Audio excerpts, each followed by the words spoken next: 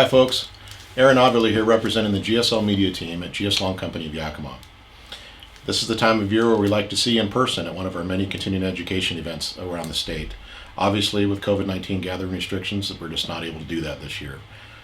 What we are able to do is offer you an opportunity to meet your general interests and pesticide certification requirements through our GSL Learning Center. So we're here kind of in our command central for the GSL Learning Center, which we just launched today. And what it is it's a place for you to come, create an account at no charge, log in whenever you feel like it, day or night, and view content, again, in support of your general interests or license or certification requirements. So we welcome you to come and visit us at our website, www.gslong.com.